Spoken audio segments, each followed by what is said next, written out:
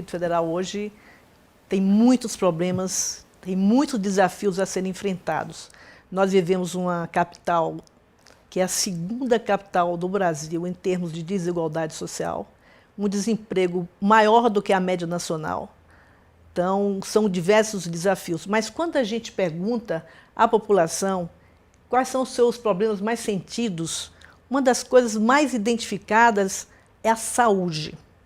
E a gente sabe quanto a qualidade da assistência à saúde caiu aqui em nossa capital. Então, Gabriel, sei que você não vai ser candidato a governador, portanto, não é você que vai construir as soluções para as desigualdades sociais, para a geração de emprego e renda, embora possa ajudar isso, mas sobre a saúde, o que é que você pretende, como deputado, desenvolver na Câmara Legislativa em defesa da saúde pública de qualidade para a nossa população? Marlete, eu disse no início, eu sou um professor, né, sou da área da educação, mas eu acho que nesses 3 anos trabalhando lá no mandato, e você é uma grande referência, né, para a saúde pública do DF, do Brasil, a gente conseguiu aprender muita coisa. Principalmente nesses último ano, né, ano passado e esse ano, na Comissão de Educação, Saúde e Cultura, onde esse mandato tem feito uma luta intransigente em defesa da saúde pública. Se você me permite, eu queria só voltar um pouco atrás, você, né, colocou bem, que a saúde pública no DF já foi uma referência, né?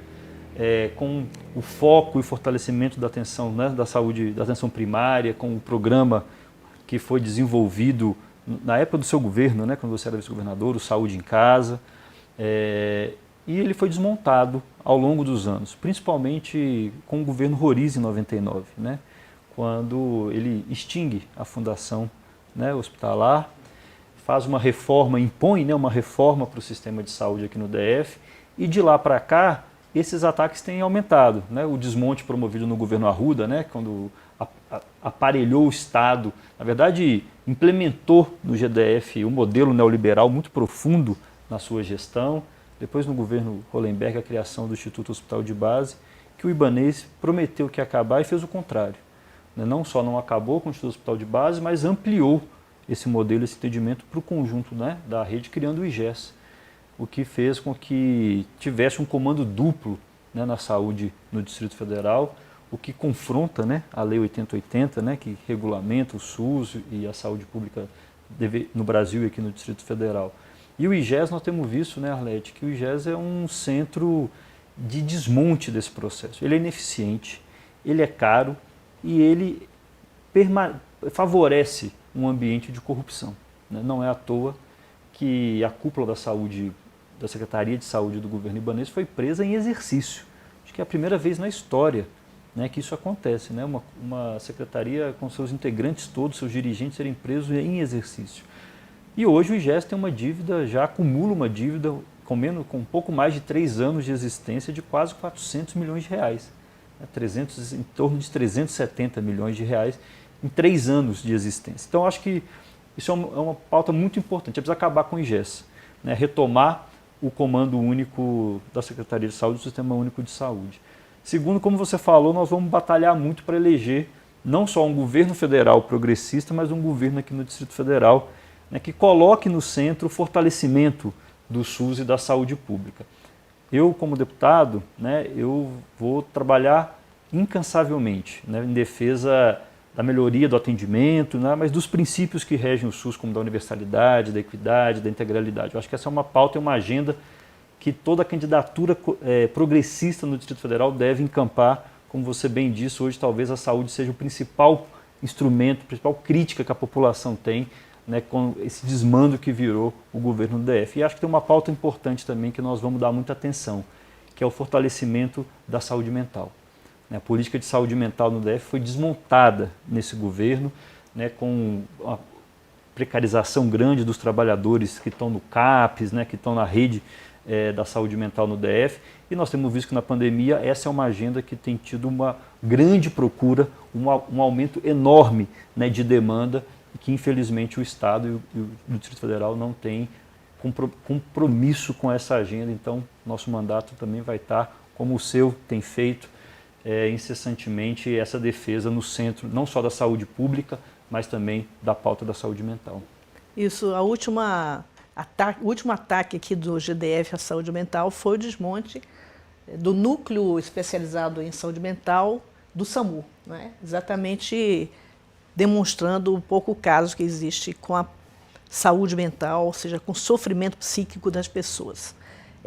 Você sabe, você como chefe de gabinete, você pôde ver de perto essa situação, você sabe que a Câmara Legislativa é um espaço extremamente plural, né? Então, e que hoje, por exemplo, nós temos 24 deputados, apenas 5 deputados de oposição.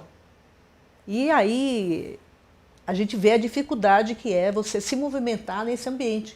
Quantas vezes nós fomos derrotados, quantas vezes nós quisemos levar a Câmara para um lado e eles quiseram levar para outro, quantas vezes a Câmara funcionou como uma espécie de puxadinho do Palácio do Buriti. Como é que você pretende se mover neste ambiente tão complexo?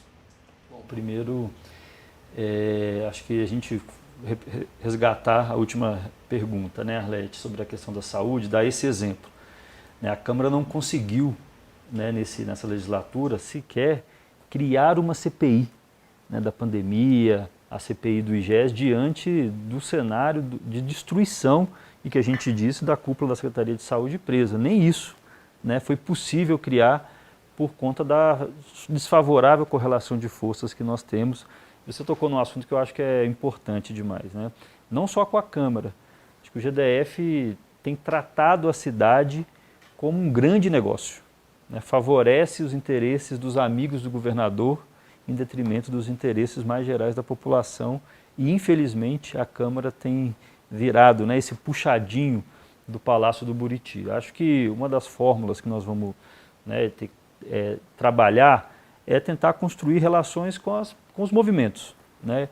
Nós tentamos fazer isso e conseguimos fazer, né, com o movimento do campo, por exemplo, para dar esse exemplo do trabalho que nós desenvolvemos nesse mandato, mesmo com essa correlação desfavorável, mas foi com a articulação do mandato, né, junto com os movimentos do campo, por exemplo, nós conseguimos ampliar e avançar na pauta, por exemplo, do PRAT, né, do Programa de Reforma Agrária no Distrito Federal, que conseguiu sair do papel com a articulação do mandato junto com o movimento social. Então, eu acho que essa é uma estratégia fundamental, né, os mandatos nossos estarem muito bem articulados e muito bem, conversando com o movimento social da cidade, mas com as pessoas também, ampliar a participação.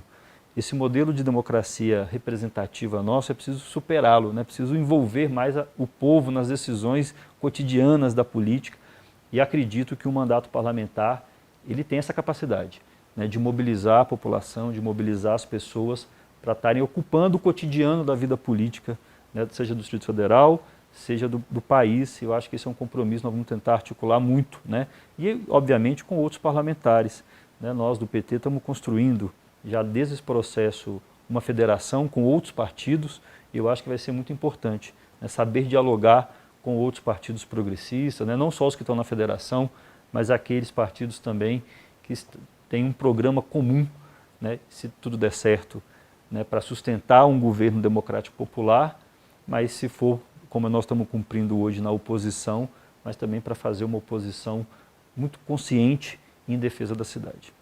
Muito bem, quer dizer, eu acho que, concordando com você, não é? A Câmara é muito complexa, muito diversa, muito plural.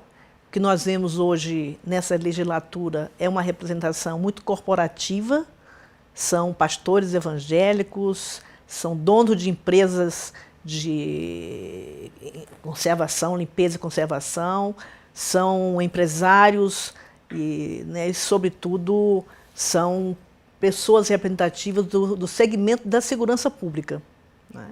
Então, aqui nós temos que fazer um apelo à população de Brasília para buscar renovar essa Câmara, para buscar realmente votar em pessoas comprometidas com a qualidade de vida do povo, com as lutas da população, com as demandas da população, e não parlamentares que vão para a Câmara Legislativa justamente para fazer seus acordos políticos com o governo e tirar vantagens dessa posição. Então, essa é uma questão central que eu acho super importante, que você, de antemão, tenha consciência que você vai ter um papel de saber, ao mesmo tempo, conviver com os diferentes, mas sem deixar de, em nenhum momento, de levar à frente unidade que a gente tem que construir com as lutas sociais reais que existem na sociedade. O nosso mandato trabalhou muito todo o tempo as audiências públicas para debater os problemas da cidade. Eu acho que tem que ser, de fato, um gabinete de porta aberta para que a gente possa auscultar a população, para que a gente possa fazer com que a população se sinta representada e nos procure, nos demande a nossa intervenção a cada momento. É isso que eu acho super importante e tenho certeza que você já demonstrou, como chefe de gabinete, a sua habilidade em fazer isso e tenho certeza que vai continuar fazendo isso. Então, eu acho que esse é um horizonte fundamental no desenvolvimento do seu mandato. Então, sem dúvida, é importante até destacar, né, Arlete, mesmo como oposição pequena hoje que nós temos na Câmara, né, 5 deputados de 24, acho que o nosso mandato conseguiu desempenhar um papel importante de articulação entre essa oposição, né, que também é diversa, né, são 2 deputados hoje do PT, um do PSOL, um que era da Rede agora veio para o PV e um do PDT, mas acho que e também foi para o PV, verdade, mas que o nosso mandato foi uma espécie de um elo articulador, né, dessas divergências, diferenças que obviamente tem no nosso campo progressista, mas que foi muito importante para dar liga e unidade na intervenção parlamentar, mas como você disse também, numa capacidade de mobilização para fora. Né? E aí é importante destacar, acho que para além das audiências públicas, né, para além de todo esse processo de consulta, a criação do comitê, né, do retorno presencial às aulas, por exemplo, que nós conseguimos envolver a OAB, o Conselho de Saúde, a Defensoria Pública, na luta contra os despejos também, nessa parceria com outras instituições, tanto do Estado, mas também da sociedade civil organizada, e também a nossa presença sempre marcante nas grandes mobilizações da cidade. Inclusive a de ontem, né, do dia 9 de abril, do ato Fora Bolsonaro, junto com os indígenas, Brasília. Então, acho que essa articulação com o pé na institucionalidade, né, articulando com os mandatos, mas também sabendo conversar com outros poderes, mas com a população é fundamental. Eu acho que esse compromisso a gente vai dar continuidade sem dúvida nenhuma. Voltando aqui aos problemas da nossa capital, um dos graves problemas que a população aponta é a qualidade do transporte público. Nós sabemos que há um imbróglio enorme, né, na relação do governo com essas empresas de transporte, de concessionárias do transporte coletivo. Não é? Então, o preço da passagem é exorbitante, né? A quantidade de dinheiro que hoje é repassado para essas empresas é muito grande. Então, quer dizer, eu se fosse governadora, eu defenderia uma nova licitação para o transporte coletivo no Distrito Federal. Então, como é que você vê assim, a sua ação nesse terreno, né? Nessa luta para que o povo de Brasília tenha, de fato, direito a um transporte de qualidade? Uma outra coisa ligada a essa, né, diz respeito à mobilidade urbana. A gente anda pela cidade e vê quão difícil é para uma pessoa, um cadeirante, circular em Brasília.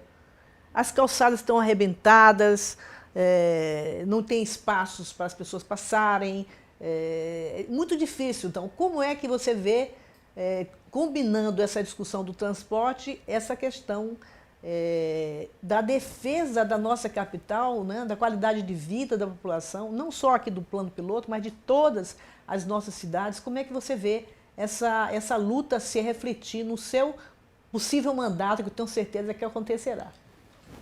Alete, eu acho que essa é uma questão muito central hoje para as grandes cidades brasileiras, e Brasília, o Distrito Federal, está inserida nisso, né? Trazer para o centro do debate público a questão do direito à cidade. Eu costumo dizer que o DF virou uma cidade proibida. As pessoas elas estão hoje limitadas, né, pela estrutura e a própria interferência do poder público a sair de casa para ir para o trabalho e voltar. Porque é difícil fazer outra coisa. A cidade não está sendo pensada para que as pessoas possam ocupar ela novamente, seja com transporte público, né, de qualidade, eficiente, com segurança e com preço acessível, coisa que nós não temos. Apesar de a gente ter visto lá na Câmara Legislativa nos últimos anos um repasse bilionário, né, para as concessionárias e para as empresas de ônibus. Então, como você disse, acho que nós vamos lutar muito nesse processo para derrotar o Ibanez aqui no Distrito Federal, para a gente conseguir construir uma nova licitação, né, para o sistema de transporte coletivo da cidade, é necessário fazer isso, mas também pensar e construir outros modais de transporte, né? Seja que as pessoas possam utilizar a calçada e caminhar e andar pela cidade, aproveitar que Brasília e o Distrito Federal como um todo, ele tem essa vocação, principalmente por uma cidade plana, né? É possível caminhar, é possível usar a bicicleta como um instrumento ou outros, né, equipamentos para poder auxiliar na locomoção. Para isso também é preciso de investimento do poder público, seja na manutenção, na construção de calçadas novas, né, com acessibilidade que a gente não vê na cidade, seja na construção de ciclovias, na ampliação, na ligação também desses modais, né, porque às vezes você tem a ciclovia, você pega a bicicleta, primeiro que a ciclovia acaba num lugar e não dá continuidade à outra, segundo que ela não está integrada com os outros modais também presentes, então a pessoa fica refém, não consegue utilizar. Mas também pensar a cidade de maneira mais geral, como a gente possa ocupar. E aí nós precisamos pensar, por exemplo, na construção de praças, de parques urbanos espalhados na cidade, né, para que as pessoas possam ter com a cidade uma relação, para além do trabalho e da moradia, né, que também é um grande problema hoje no Distrito Federal, mas que as pessoas também possam viver a cidade, né, plenamente, com acesso aos serviços, mas também com direito à cultura, ao lazer, ao esporte, que hoje está sendo tirado da população do Distrito Federal. Então, acho que essa questão do direito à cidade vai ser um debate muito importante que nós vamos apresentar tanto agora, né, estamos apresentando já na pré-campanha, vamos apresentar na campanha e estamos muito confiantes que vamos apresentar esse debate, fazer um mandato muito inovador também com essa pauta do direito à cidade no centro da Câmara Legislativa. Muito bem. Nós vimos que durante a pandemia, com o isolamento social, com as restrições todas que tivemos que respeitar, nós vimos que o setor mais sacrificado de todo o nosso Distrito Federal foi justamente a cultura. Por outro lado, a gente fica lamentando que o Teatro Nacional, desde 2014, está fechado, não é? Então, a precariedade de espaços culturais, né, de nossas cidades é imenso, não é? E a ausência de conservação, de manutenção dos equipamentos públicos na área de cultura.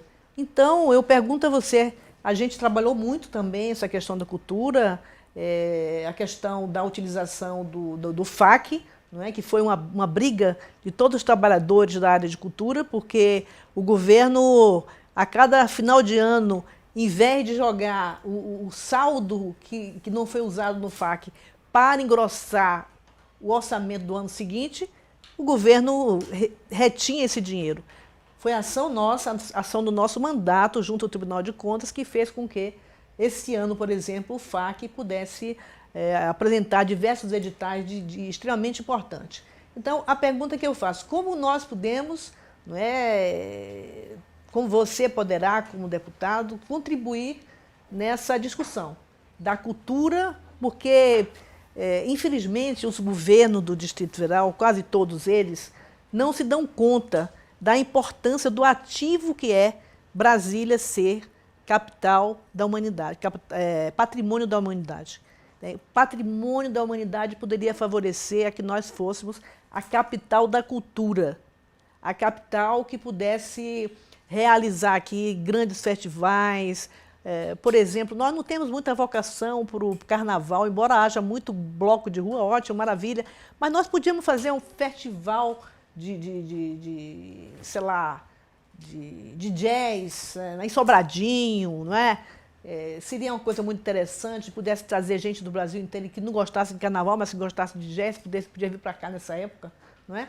Isso ia fazer com que a gente tivesse um fortalecimento da rede hoteleira, nós tivéssemos um fortalecimento do trabalho dos restaurantes. Então, você tem uma possibilidade imensa, com a economia criativa, você ter um reforço substantivo na cultura do Distrito Federal. Nós temos aqui a Escola do Choro, Rafael Rebelo, nós temos aqui a Escola de Música, nós temos um polo de cinema e vida abandonado, não é? E, entretanto, a gente não vê esse fomento à cultura. Nesse ano de 2021, nós até tivemos um incremento do FAC às custas desse esforço que nós fizemos para que o governo respeitasse o que a lei orgânica do Distrito Federal define como recurso para o FAC. Então, essa luta é extremamente importante. Como é que você vê, não é? Como é que você pretende atuar nesse espaço para fortalecer a cultura no Distrito Federal? Arlete, a cultura ela desempenha um papel muito central, né, na sociedade e na vida da cidade. E você falou bem que Brasília é patrimônio da humanidade. E esse título ele é muito mal aproveitado, né, pelo poder público, pelos governos, deveria ser um centro. Mas eu queria falar um pouco da cultura, que a cultura na pandemia sofreu ainda mais, né? Não só o setor como um todo, mas os trabalhadores, seja eles os artistas, mas os trabalhadores da rede, né, do setor cultural, a turma do backstage, né, que está atrás das câmeras, atrás das apresentações, porque foi o primeiro setor a parar e até hoje, né, foi o último a voltar. E o governo fez pouco por esse setor, né? Você falou bem do FAC. É importante lembrar que já em 2019, a primeira ação do governo ibanês na cultura foi cancelar o FAC de 2018.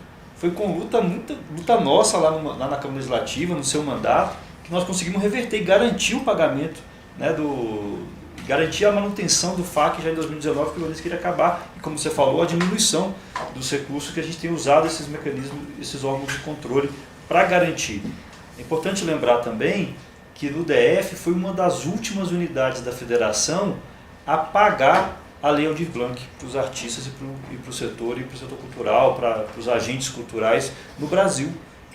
A lei foi muito fundamental, a mobilização, né, do setor cultural para garantir a aprovação, e que esse ano nós conseguimos a aprovação no Congresso Nacional da Lei Paulo Gustavo, e que novamente foi vetada, infelizmente, pelo governo Bolsonaro, mas que a luta também para derrubar o veto e a gente poder ter esse ano uma maior agilidade por parte do governo ibanês no pagamento, né, dos recursos emergenciais da Lei Paulo Gustavo, que hoje são 3,8 bilhões de reais para o Brasil inteiro. Então, eu acho que isso é uma parte importante.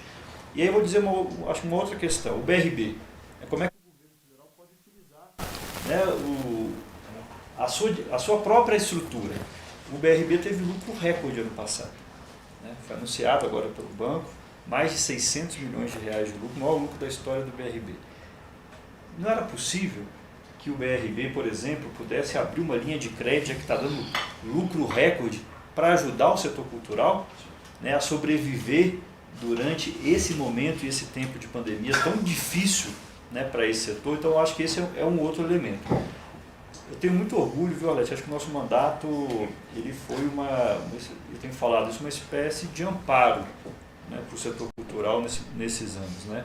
Nós não só investimos utilizando, né, um recurso que é o das emendas parlamentares, mas a defesa intransigente, né, do setor de maneira mais geral, da preservação dos equipamentos públicos, né? Você falou, o Teatro Nacional já vai para quase 10 anos fechado, de portas fechadas. A gente tem um teatro como o Teatro Nacional que não está aberto para a população, né, e que cumpre um papel muito importante na valorização da cultura da cidade. O próprio Carnaval, né, que em Brasília nos últimos anos, pré-pandemia, teve uma crescente mobilização e organização, né? O Carnaval de 2020, né, o último Carnaval que a gente experimentou na rua, né, foi bem antes da pandemia, mas o de 19 e 20 já teve uma grande pulsação e mobilização aqui em Brasília também.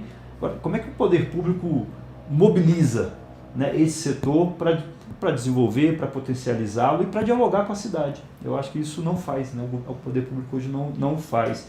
E fora várias outras potencialidades, né, que tem a ver com o setor cultural, seja em Planaltina, explorar a questão da pedra fundamental e da vocação da cidade, né, para essa cultura histórica e patrimonial do Distrito Federal, o próprio Vale do Amanhecer, dialogar, né, com as religiões, por exemplo, de matriz africana ou outras religiões, envolver isso num grande projeto que pense a cultura e a arte, mas também a economia criativa no Distrito Federal. Isso, infelizmente, não é feito e, como você disse, acho que o nosso mandato os seus mandatos, né, os seus 3 mandatos na Câmara Legislativa e a sua gestão na vice-governadoria, teve muita essa identidade, né, de defensor e defensora de Brasília, patrimônio da humanidade. Eu acho que essa é uma agenda nós vamos carregar, né? Porque isso faz parte dessa vocação e desse potencial cultural, histórico e econômico e social do Distrito Federal, que é tão importante para pensar não só o futuro do DF, mas o DF do futuro. Eu acho que pensar o DF do futuro passa por pensar Brasília, patrimônio da humanidade, passa a pensar o Distrito Federal como a cidade e a capital da cultura e da economia criativa do Brasil. Isso mesmo. Eu acho que talvez as pessoas não se deem conta da importância de Brasília ser constituída capital patrimônio da humanidade. Esse atributo pode trazer muitas divisas para o Distrito Federal, desde que seja trabalhado de maneira adequada. Você vê, acho que em qualquer país da Europa, você vai ver a quantidade de monumentos que são tombados, né, registrados como patrimônio histórico e a quantidade de turistas que vão até lá. Brasília é uma capital que tem que trazer gente para cá, muito turista para fazer o turismo, digamos assim, cívico, conhecer o Congresso Nacional, conhecer o Ministério das Relações Exteriores, que tem um belíssimo acervo de quadros, etc. Conhecer a nossa catedral, conhecer os nossos espaços e, além disso, conhecer as cidades que existiam antes, né, de Brasília, como é o caso de Planaltina, que você já falou. Né? Quer dizer, exatamente onde está a nossa pedra fundamental, que marcou assim, a decisão, né, de se construir a capital do país aqui no centro, no coração do Brasil. Mas voltando ainda para a cultura, né, a gente vê que não só o descaso com os monumentos, com o descaso com o Teatro Nacional, mas também agora esse ataque ao Complexo Cultural do Guará, né? Que podia estar servindo de uma forma extremamente importante como a área de lazer para a população. E aí você vê o quê? Você vê que eles querem entregar para o setor privado, não é? O CAV. Não é? Então a luta das pessoas da cidade, dos artistas, para preservar aqueles espaços ali é imensa. E a gente não vê muita ressonância por parte do governo no sentido de acatar essa urgente necessidade para a população do Guará. Ou então o Teatro da Praça Taguatinga, não é? Que não foi reformado, que está lá, a luta das pessoas. Então, realmente é preciso que a gente tenha espaços culturais em todas as cidades, é preciso dar fruição para que a nossa juventude possa justamente ter acesso à cultura, ter acesso ao lazer. E isso não está acontecendo. Como você disse, Brasília é uma cidade proibida, porque até o zoológico hoje é proibido, porque um preço exorbitante, ninguém pode pagar. Uma família que ganha 1 ou 2 salários mínimos, como é que ela vai pagar para 5 filhos, a mulher e o marido, passagem de ônibus de ida e volta, e ainda por cima pagar a entrada lá no parque, no jardim zoológico, né? Então, realmente, uma cidade proibida, que tem que ser aberta à população, tem que ter espaços de convivência que não acontecem hoje. E por falar em espaço de convivência, vamos falar um pouquinho da questão do respeito ao meio ambiente, não é? A gente tem aqui vários parques que foram constituídos ao longo da nossa história, entretanto, poucos estão realmente estabelecidos como um espaço em que as pessoas podem visitar, podem passear, podem fazer lazer lá. São poucos esses espaços. Além disso, agora nós estamos vendo um ataque brutal, não é, ao meio ambiente com a construção dessa segunda etapa do Taquari, o Taquari 2, justamente lá na Serrinha, que é uma região que possui 100 nascentes, pelo menos 100 nascentes, que tem uma biodiversidade gigantesca, e o governo quer construir casas no local, quer construir asfalto. Lá, justamente, que é uma área de recarga de aquíferos, não é? Que é fundamental para a sobrevivência do futuro da nossa capital. Brasília é uma cidade, na época da seca, muito árida. Não é? Então, você não pode derrubar árvore, você não pode acabar com nascente, você não pode... Quer dizer, é um absurdo. E você viu que nós fizemos recentemente lá na Câmara uma audiência pública para discutir um fenômeno que pouca gente sabe que está acontecendo com Brasília. Estão roubando pedaços do nosso território. Como é o caso da Divisa Norte, por exemplo, que é todo aquele núcleo rural chamado Bom Sucesso, foi destacado para Goiás, tirar um pedaço por conta de uma coisa que aconteceu no IBGE e que o povo, as cidades próximas ali se aproveitaram para começarem a fazer projetos imobiliários naquela região, a 2 quilômetros de Águas Emendadas. Quer dizer, realmente o descaso com o meio ambiente, não é? É muito grande neste governo. Eu sei que há pessoas dentro do próprio governo que lutam para preservar a cidade, para preservar o nosso meio ambiente, mas eu sei que por parte do governador, ele só enxerga cifras, né? Ele só consegue enxergar cifras na sua frente. Então, a sua relação com o setor imobiliário faz com que ele abra mão dessa riqueza que possui aqui a nossa capital, como é o caso da Serrinha, para poder servir aos interesses dos grandes construtores. Então, essa realmente é uma questão muito séria que a gente tem que enfrentar. A questão do meio ambiente, né, ela está conectada com outras agendas, né, problemas históricos do DF. Essa questão da ocupação do solo, né, o problema fundiário. E, de fato, o Ibanez transformou a cidade num negócio, né?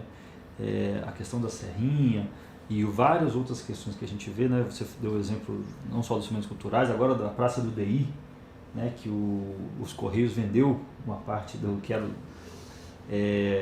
era dono, né, para propriedade dos Correios, para a construção de um prédio, uma praça pública, né, que agrega também na Itaguatinga setores importantes. Mas essa relação com o setor privado tem sido a tônica do governo, né? Isso em várias áreas, que também estão conectadas com a pauta ambiental. Vou dar o exemplo da SEB, né, que a gente discute a importância da energia, né, que é fundamental, e a lógica sempre é a mesma, né, Arlete? Precariza, retira investimento, né, deixa abandonado, para tentar convencer a população de que o poder público não dá mais conta de organizar, para poder privatizar, geralmente com preço muito mais baixo do que vale e com serviço que é pior e mais caro. Essa tem sido a lógica da cidade hoje, e acho que combater essa dinâmica, né, é voltar para aquele que nós estamos falando. Quando a gente fala também de direito à cidade, é dizer isso, né, a relação da cidade não só com o meio ambiente, né, mas com as pessoas que convivem, é fundamental. E aí tem uma outra agenda que é tão importante quanto, e nós temos atuado também nesses últimos anos, que é a relação, por exemplo, com o resíduo sólido. O governo tem tentado, né, via parceria público-privada, fazer diversos ataques a como é que a cidade trata os seus resíduos sólidos, seja com incineração, nós fizemos um projeto de lei para proibir, seja com a parceria público-privada agora, né, dos chamados ecoparques, que tiram os direitos dos catadores de material reciclado. Então tem uma agenda da cidade voltada para os interesses do setor privado, né, e que não está conectada com a demanda e com a urgência da população. Então pensar também como você trata os resíduos, tem educação ambiental, tem um processo de coleta seletiva é fundamental. O que nós estamos vendo é um desmonte desse serviço. O SLU sendo desmontado e atacado, a relação com as cooperativas de catadores de material reciclado, elas se dão por interesses muitas vezes, né, utilitaristas por parte do governo, e privatizando, né, o setor e não potencializando, né, que esses trabalhadores também possam ter acesso à renda, né, gerar renda, mas também cuidar dos resíduos que a gente produz na cidade. Então, eu não tenho dúvida que nós precisamos cravar nesse debate, nós estamos num ano eleitoral tão importante, que a cidade ela é para todos e todas. Tudo deve ser para todos e todas. E defender isso é muito importante, porque defender isso é se opor frontalmente ao que o governo federal e o governo do Distrito Federal têm feito, né, que é transformar a riqueza que nós temos, seja riquezas naturais, mas seja aquela riqueza que nós construímos, em negócio e para beneficiar apenas amigos. Eu vou dar mais um exemplo dessa questão ambiental que nós estamos atuando, que é o Parque Nacional da Água Mineral, né, que o governo Bolsonaro também tem tentado, e aí com o apoio do Ibanez aqui no Distrito Federal, privatizar o parque, né? Você imagina o Parque da Água Mineral privatizado na mão do setor privado, o desastre não só ambiental que terá, mas também cultural, né, da importância que esse parque tem para a história do Distrito Federal e para a economia do Distrito Federal também. Então, eu acho que essa agenda para nós do meio ambiente, né, da defesa do meio ambiente, ela está muito conectada. E ela está no momento de uma urgência muito grande. Como a gente comentou, os indígenas estão acampados aqui no Distrito Federal, né, numa pauta ambiental muito urgente, que tem reflexos, obviamente, aqui também no Distrito Federal, por mais que seja uma pauta ambiental, porque está no Congresso Nacional um grande pacotaço né, de destruição ambiental, que é o pacotão do veneno, mas também do garimpo ilegal. Então, essa agenda, né, e o acampamento Terra Livre, desde essa semana aqui em Brasília, e vai continuar a semana que vem, acho que é importante a gente também até convocar quem está nos assistindo para não só conhecer o acampamento, mas engrossar também a agenda e a luta dos povos indígenas, dos povos originários da floresta que estão mobilizados hoje no Brasil, para que a gente também pressione o Congresso Nacional para não passar, né, o pacote de destruição que está querendo ser votado com uma agenda do governo Bolsonaro e que infelizmente aqui na capital do país tem tido eco, né, no Buriti também. Exatamente. Ontem o ato foi muito importante, a presença dos indígenas, não é? A gente via como eles realmente se sentem prejudicados no atual governo, no governo federal. Quer dizer, agora essa legislação que visa permitir que se possa fazer garimpo nas terras indígenas é um assinte, né? Ao invés, o Bolsonaro já tinha dito lá atrás, e no governo dele ele não ia legalizar nenhum centímetro de terra indígena. Pois bem, de todas as terras indígenas, poucas foram demarcadas até agora. Então essa é uma pauta muito importante. O ministro do Meio Ambiente, inclusive, né, tinha relações com madeireiras. Claro. Né? Exatamente, exportando madeira para o exterior. Legal, né? E não sei por que ele não está preso. Exatamente. Né? Essa é uma questão que eu fico indignada de ver tantos absurdos acontecerem impunemente. Né? Realmente é uma questão muito séria. Mas eu queria voltar numa outra coisa aqui. Durante a pandemia, nós fizemos muito esforço para que o governo pudesse prestar uma assistência maior à população mais carente. Você viu muita gente desempregada, né? Houve uma redução realmente da dinâmica econômica, muito desemprego, muita gente desempregada, muita gente necessitada, e a gente viu a precariedade e a falta de compromisso da assistência social. Eu que fui secretária da SEDEST naquela época, né, a gente conseguiu atualizar o cadastro único de todas as pessoas que estavam elegíveis para receber o programa Bolsa Família. E você vê agora que existem 260 mil pessoas que estão na fila de espera para fazer o cadastro único e não conseguem. As pessoas relatando essa semana no jornal aqui do DF, a gente vendo que uma pessoa conseguiu agendar para ir no CRAS fazer a atualização cadastral em 2028. Isso é uma brincadeira. Isso não é sério. Né? Então, o que o governo Bandeira está fazendo de desmonte das políticas públicas é um negócio impressionante. Você que é um professor, não é? Eu queria perguntar aí sobre educação. Não é? O que o Ibanez fez na educação, a não ser algumas escolas militarizadas? Não é? E nessa pandemia, a falta de respeito aos professores, a gente lutou muito para que tivesse vacina antes de reabertura das escolas. Mesmo depois, quantos casos aconteceram de morte de professores, de pessoas contaminadas nas escolas, nosso comitê monitorando em cima da secretaria. Né? Então, eu queria você falar um pouco da educação, que é a sua especialidade. Só para, antes de falar da educação, só lembrar essa questão da assistência social que você colocou. Nosso mandato, inclusive, apresentou várias iniciativas, né, para o governo, como a criação do auxílio emergencial local, aqui no Distrito Federal, que foi vetado pelo governo, sob a alegação do vício de iniciativa, mas não foi encaminhado para a Câmara nenhuma, né, proposta para poder corrigir o vício, mas para garantir, né, que as pessoas tivessem, nesse período da pandemia, de um grande aumento da vulnerabilidade, um mínimo, né, para poder organizar a sua vida, a sua agenda, né, e como você disse, esse desmonte do SUAS, que foi, né, um outro sistema importante, sistema único de assistência social, que foi duramente atacado. Né? Essa questão da fila, né, nos CRAS é um absurdo. Né? Você lembrou, né, quando você estava na gestão da SEDEST, em menos de 8 anos, a gente saiu de um patamar de zerado o atendimento nos CRAS, nas filas, para hoje a gente ter 260 mil pessoas esperando atendimento. É uma coisa de uma falta de cuidado. Isso passa pelo não só o desmonte da política pública mais geral, a desvalorização dos servidores, né, a não contratação de mais servidores para poder também realizar esse serviço. E na educação, aí para conectar, Eu acho que essa agenda é muito comum, porque faz parte dessa política, desse desmonte. E eu acho, Arlete, que na educação hoje nós precisamos de 3 questões, que é basicamente o que as agendas públicas também precisam. Uma é de investimento. E nós temos visto nos últimos anos um desinvestimento cada vez maior do governo do Distrito Federal. Vou dar um exemplo desse ano. O orçamento geral do GDF aumentou mais de 4 bilhões de reais, né, esse ano comparado ao ano passado. E a portaria que o governo lança todo ano para o pagamento do PEDAF, que é o Programa de Centralização Financeira das Escolas, aquele dinheiro que cai na conta da escola para a escola poder fazer um pequeno reparo, comprar material pedagógico no início do ano letivo, diminuiu 10 milhões de reais. Num ano de retorno 100% presencial das aulas. Então, como é que você inicia o ano letivo? Com mais de 25 mil matrículas novas, né, que a gente anunciava e alertava a Secretaria de Educação, né, no passado via Comitê de Monitoramento, que isso ia acontecer, porque a vulnerabilidade das famílias também tem esse efeito, né, das famílias tirarem vários de seus filhos do setor privado para a escola pública, né, para o sistema público da educação. Então, faltou planejamento e falta investimento.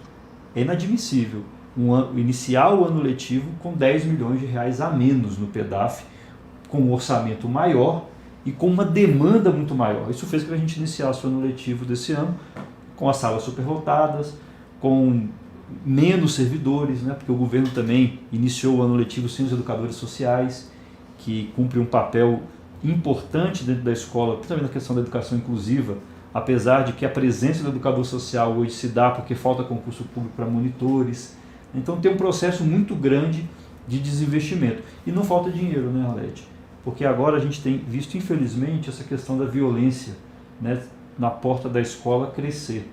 E eu tenho dito que a violência na escola ela é um sintoma de um grave problema social, né, que faz parte desse desinvestimento, mas dessa estrutura social brasileira, da desigualdade que cresce e também do estímulo da violência por parte do poder público. Nós não podemos tirar de que o presidente da República hoje estimula a violência, né, estimula a arma como solução e a violência como solução de vários problemas. Isso torna a sociedade uma sociedade, de maneira geral, mais violenta. E a escola não é uma ilha, ela não está isolada, pelo contrário. A escola absorve muitos desses problemas e, infelizmente, esses problemas sociais eles têm se transformado, né, em forma da violência. O que o governo federal fez? Abriu uma licitação de urgência no valor de quase 300 milhões de reais, 296 milhões de reais, para a contratação de uma empresa de segurança armada nas escolas. Acho que isso não vai resolver definitivamente o problema. É óbvio que investir em segurança é importante. E aí é importante lembrar que foi no governo Arruda que começou e iniciou o desmonte do batalhão escolar, que é um instrumento importante para garantir, né, para ajudar nessa questão da violência, da segurança nas escolas. Então, fortalecer o batalhão escolar novamente. Agora, se tem 300 milhões para uma licitação de emergência, para a contratação de uma empresa, tinha 300 milhões para poder investir nas escolas. Fazendo uma conta simples, Alex, se a gente dividir 300 milhões pelo número de escolas, daria 450 mil reais por escola. Fico imaginando se as escolas tivessem iniciado o ano letivo com um PEDAF reforçado de 450 mil para fazer a reforma da biblioteca, do laboratório de informática, de ciências, do refeitório, que aumentou a demanda dentro das escolas com mais estudantes. Se a gente não teria hoje um ambiente escolar um pouco mais aconchegante, né, com um pouco mais de cuidado. Então, acho que esse é um primeiro problema que a escola precisa. Segundo, eu acho que a educação precisa de um plano pedagógico, de recuperação pedagógica. Porque esses 2 anos de pandemia, foi muito importante a manutenção do ensino remoto, né, do ponto de vista sanitário. Mas é obviamente que ela trouxe vários prejuízos pedagógicos de aprendizado. E as desigualdades sociais se manifestaram, né? Aí exatamente, também. Porque vários estudantes não tiveram acesso, né, à tecnologia, né, à internet, a esses dispositivos do ensino remoto, mas também que a própria educação não estava preparada, não estava pronta para fazer da noite para o dia, né, um processo de aprendizado. Então teve vários déficits, isso é óbvio, isso é nítido, a gente observa. É preciso ter um plano de recuperação, né, de médio prazo e de longo prazo. Como tratar a relação dos profissionais da educação que estão esgotados, estão cansados por esses 2 anos, trabalharam muito, mas também com os estudantes, né, desse processo de trazer e pensar a escola também como um espaço de proteção social, de acolhimento também. Então é fundamental pensar nisso. Não tem.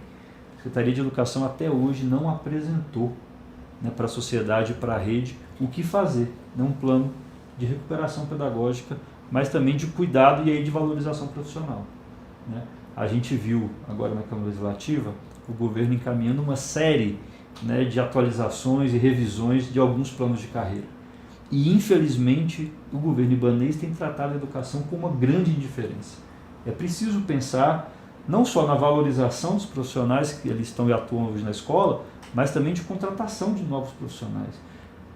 Né, Arlete, a gente tem acompanhado muito na comissão, lá no comitê. Esse ano de 2022, nós estamos no ano, pela primeira vez na história do DF, que a rede pública tem de professores regentes o mesmo número quase de professores contratos temporários e professores efetivos.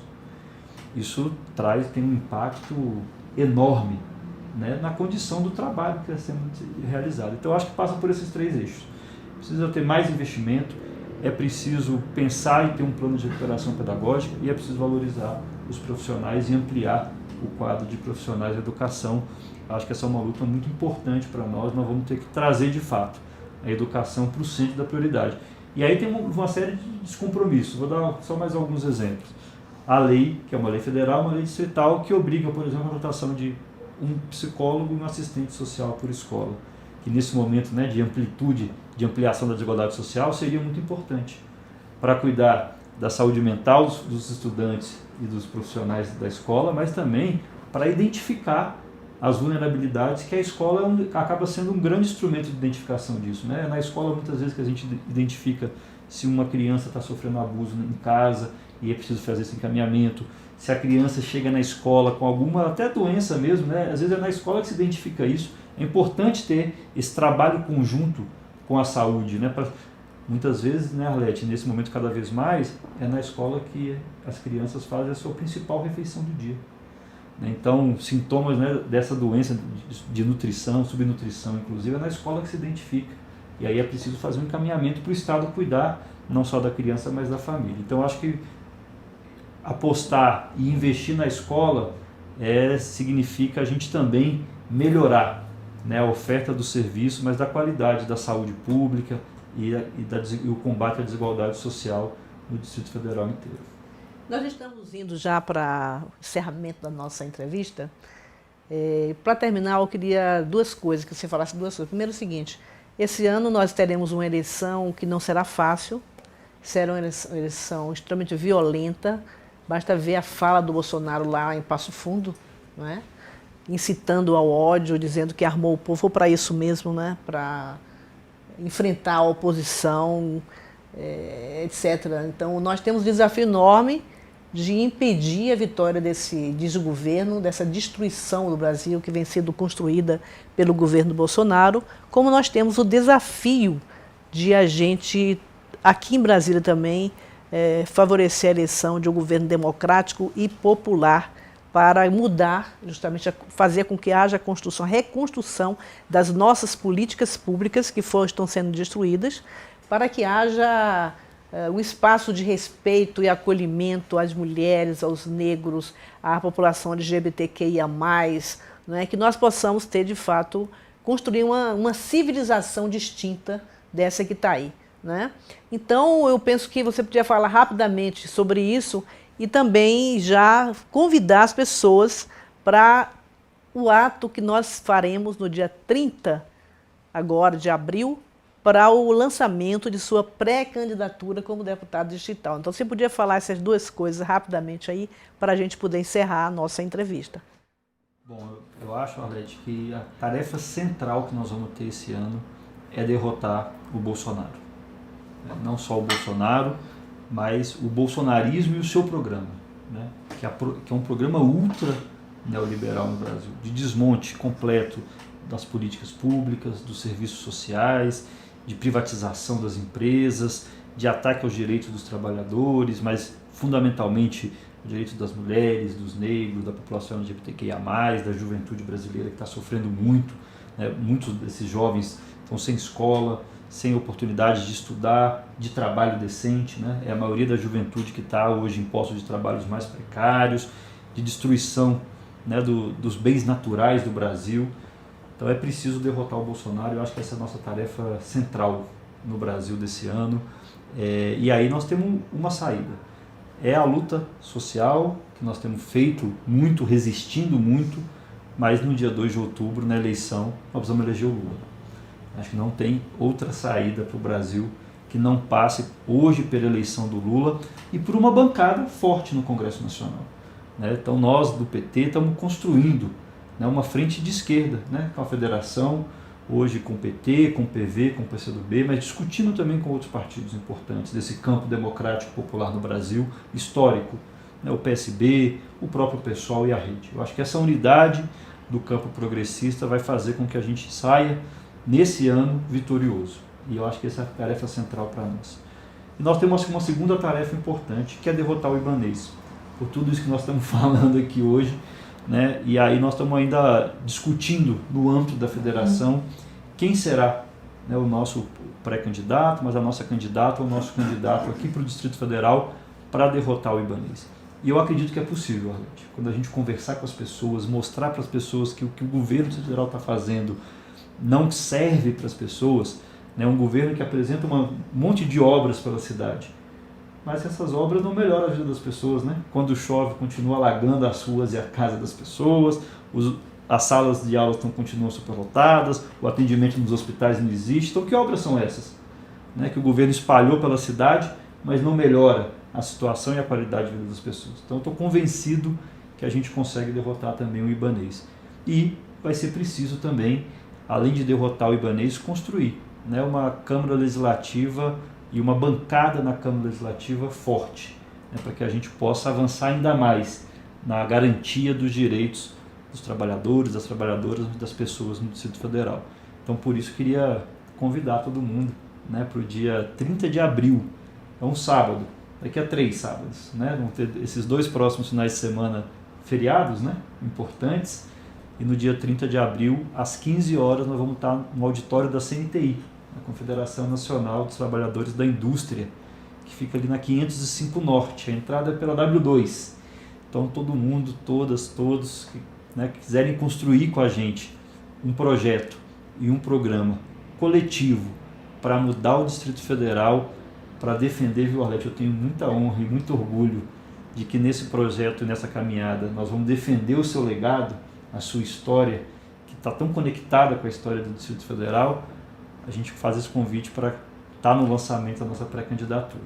Essa caminhada tem sido muito bonita e, para mim, um motivo de muito orgulho, né? Ter tanta gente boa, tanta gente que é minha referência, não só política, mas referência humana e de vida, e você é a principal delas, né? Que se coloca, né? Coloca seu nome e a sua história para construir junto essa caminhada, esse projeto. Então, dia 30 de abril, nós vamos lançar essa pré-candidatura e queria convidar todo mundo para estar junto com a gente. Nós vamos mudar o DF, nós vamos mudar o Brasil, viu, Arlete? Eu quero aqui reforçar esse convite. Eu acho que depois dessa entrevista, as pessoas se apercebem de que a escolha do seu nome foi absolutamente correta.